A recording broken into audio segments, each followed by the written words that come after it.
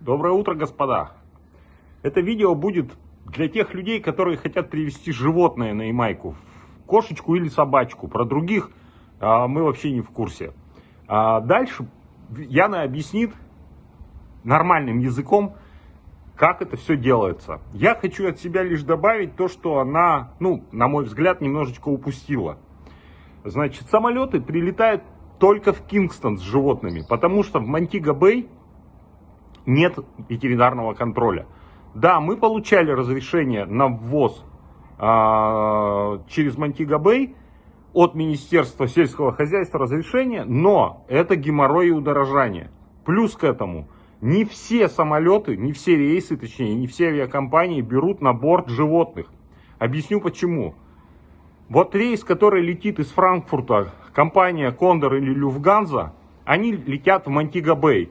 И, естественно, они не садят животных туда, потому что они знают прекрасно, что нет ветеринарного контроля в этом аэропорту. Мы это обходили. Мы писали письмо в Люфтганзу на имя директора, и он разрешал продать билет для животного и ввести его через Монтиго-Бэй. Но это отдельная история. Нас на этот самолет не посадили, потому что подумали, что мы нехорошие люди. И это тоже пролетело. Хотя дело было сделано в море. Что дальше? Вы должны учесть, что у вас, Яна будет говорить об этом дальше, каждое действие будет согласовываться в переписке с Министерством сельского хозяйства. И вы получите разрешение непосредственно за 1-2 дня до вашего вылета. То есть вы заранее должны спланировать свой полет, согласовать этот полет с министерством. И после этого за 2 дня до вылета вы получите. Представляете, да, я рассказывал в своих видео, что это Ямайка, no problem, и тут неделями могут не отвечать на e-mail, телефоны не брать. Поэтому риски, я думаю, вы оцениваете, да. Если у вас нет прямого контакта непосредственно в министерстве, дело гиблое. Поэтому обратите на это внимание и старайтесь делать все вовремя. Или с нашей помощью. В принципе, все. Яна, тебе слово. Здравствуйте, друзья.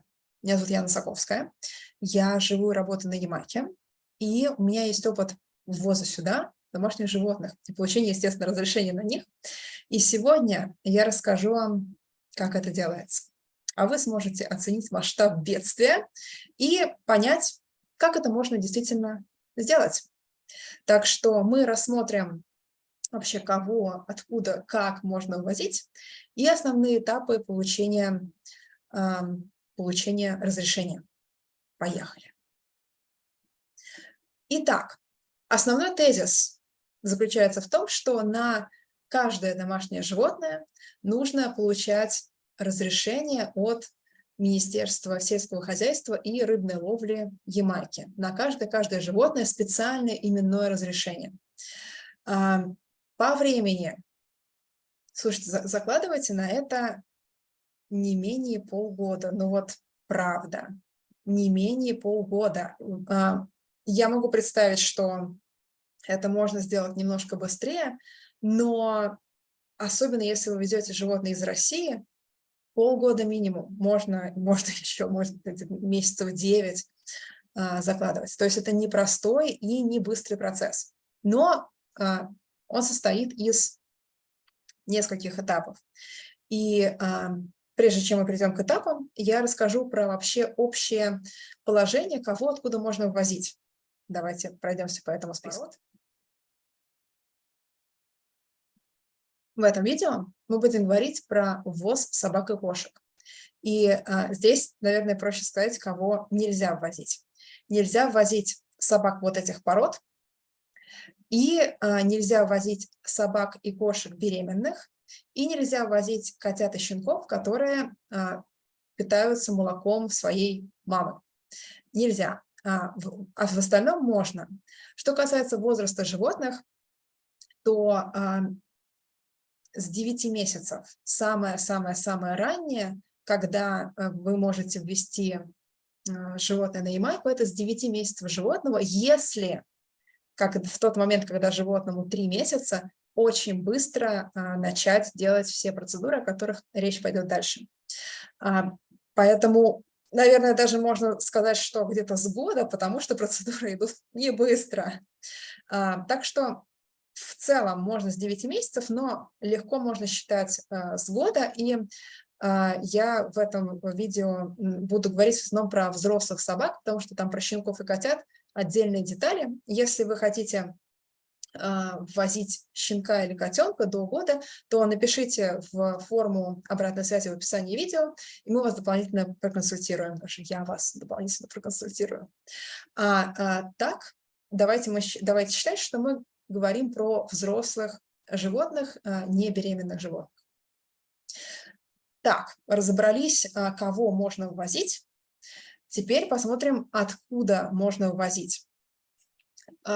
Здесь самое важное, что есть список стран, в которых бешенство либо отсутствует как распространенное заболевание, либо находится под контролем, хорошо контролируемо. И этот список вы тоже найдете в описании видео. Хорошая новость состоит в том, что Российская Федерация входит в этот список, и там почти вся Европа входит в этот список, США, Канада входит в этот список, но остальное нужно проверять. Но вот, да, из России можно спокойно вести животное, потому что в России бешенство хорошо контролируется. Если, значит, здесь такая штука, что сейчас невозможно из России, допустим, если у вас нет американской визы, провести животное напрямую, и поэтому у вас будут какие-то пересадки, и если эти пересадки с животным попадают в те страны, в которых бешенство не под контролем, в которые не входят в этот список Ямайского министерства, то нужно этот маршрут согласовывать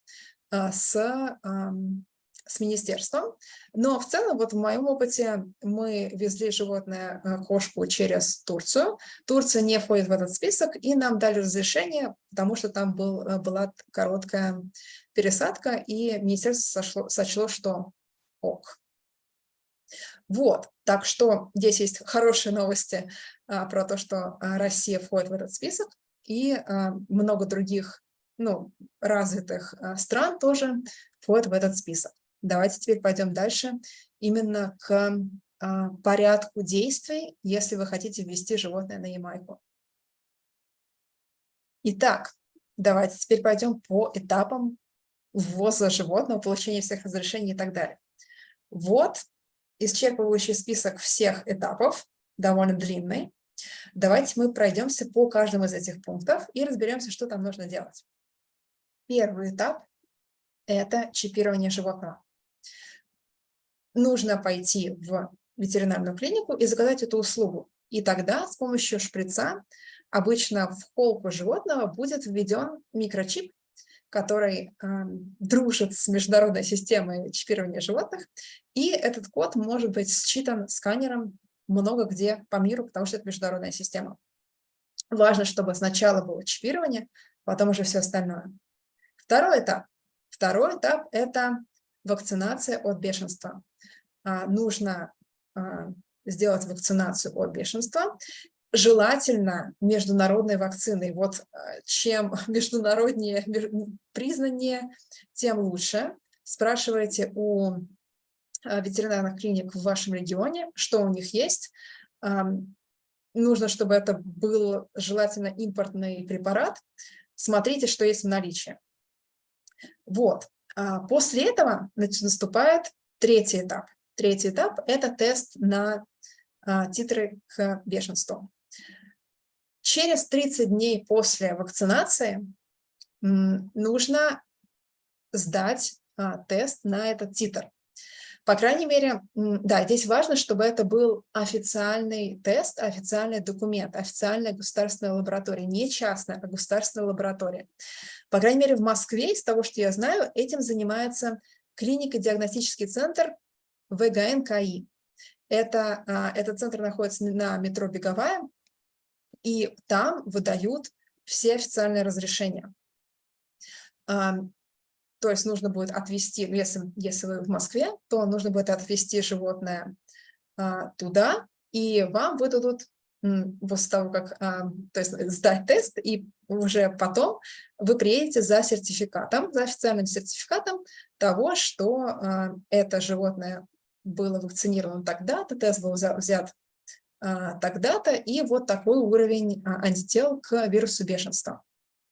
Этот сертификат будет иметь надписи на английском, по-моему, французском, немецком языках, и он международно признается.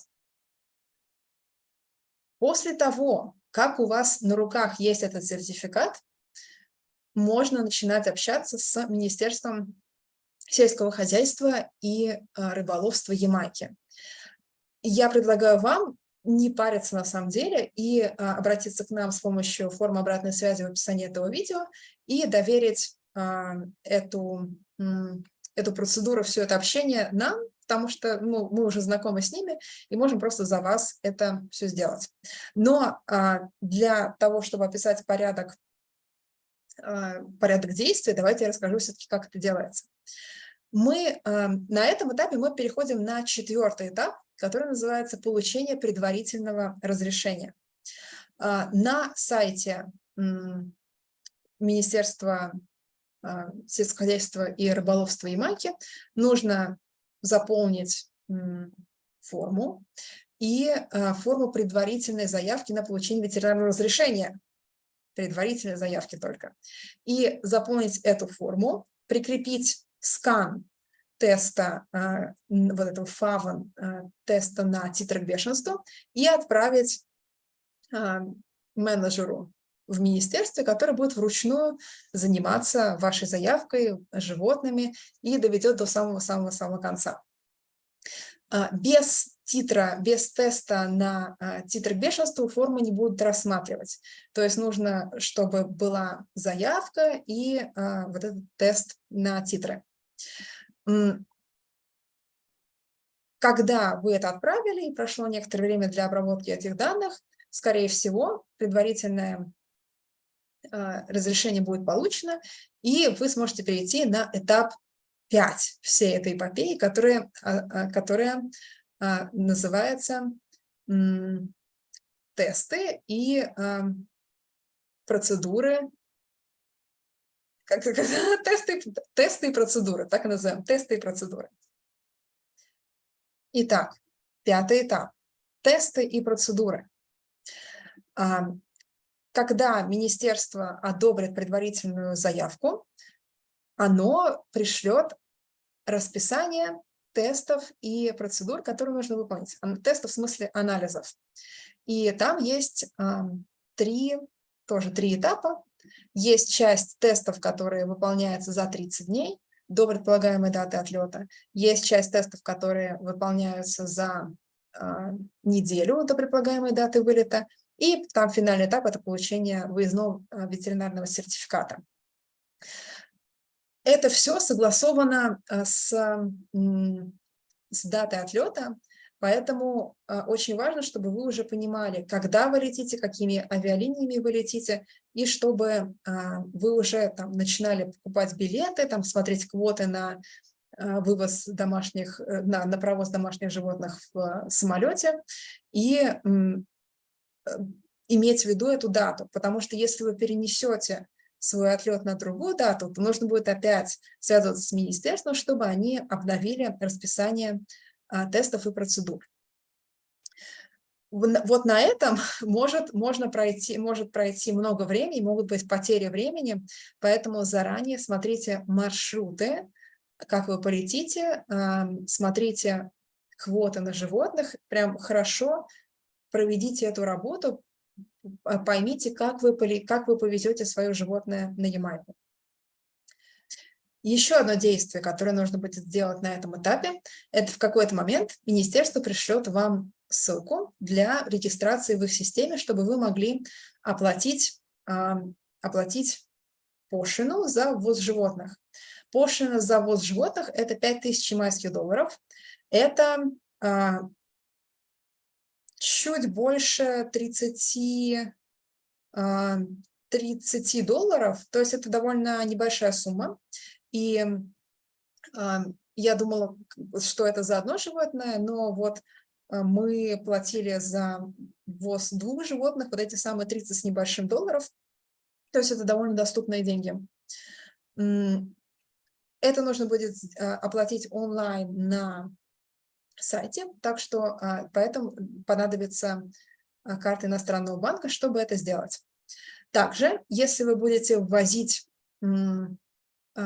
корма или какие-то другие продукты для животных, например, какие-то лекарственные препараты для животных, то нужно будет точно так же всегда коммуницировать это с министерством, потому что на корма и на лекарственные препараты тоже нужно дополнительное разрешение и дополнительно регистрировать это в их системе и платить дополнительную пошлину на это. Объем пошлины небольшой, там сколько же это было? Может быть, долларов. Мне кажется, это было даже меньше $20. То есть это очень-очень небольшие деньги. В целом это не дорогостоящая процедура именно ввоз животных на Ямайку. У вас есть более дорогостоящие покупки, типа там билетов для того, чтобы сюда добраться. Так что с этим здесь no problem, как говорит на Ямайке, это недорого. 6-й этап нашей эпопеи – это получение выездного ветеринарного сертификата и основного сертификата основного разрешения на импорт животного на Ямайку.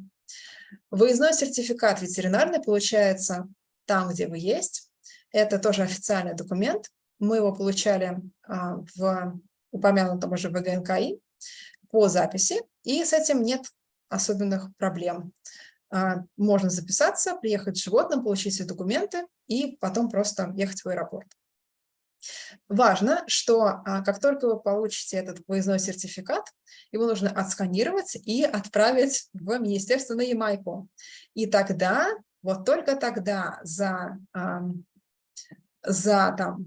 пару дней или за день до выезда, вы получите оригинал разрешения на ввоз животного на Ямайку. И на этом эпопея будет практически закончена, и останется ее только последний шаг, когда это получается уже 7-й этап, когда вы добрались на Ямайку, и вас в аэропорту встретит ветеринар, который проверит все документы, проверит животное. Карантина быть не должно, если все документы в порядке, если вы были в тесной коммуникации с сотрудниками министерства, то вас просто будут ждать. Важно, что если вы приезжаете в дополнительный, в выходной день или в какое-то нерабочее время, то нужно об этом уведомить министерство и потом за это небольшую денежку в аэропорте доплатить. Но это тоже какие-то небольшие деньги, типа там 30 или сколько-то долларов. Вот. Кажется, все. Такие 7 этапов ввоза животного. Повторяю, что есть та часть, которая связана с чипированием, вакцинацией и так далее, которую можете сделать только вы. И есть часть по общению с министерством, с этой перепиской, обменом всеми документами, согласованием маршрутов и так далее, которую мы можем взять на себя. И если вам нужна помощь в ввозе этого животного, если вы просто хотите сэкономить время, потому что, елки-палки, мы полгода, когда мы ввозили наших животных, мы потратили на это полгода, разбираясь со всем этим. Так что если вы хотите сэкономить время, обратитесь к нам, используя форму обратной связи в описании этого видео, и мы возьмем на себя переписку, общение с министерством, а вы сможете просто готовиться к поездке и не думать об этом. Вот, такие дела. Пожалуйста, пишите в комментариях, если есть какие-то вопросы. Связывайтесь с нами через форму в описании, чтобы пообщаться по поводу ввоза ваших животных. И удачи вам! Удачи! Пока!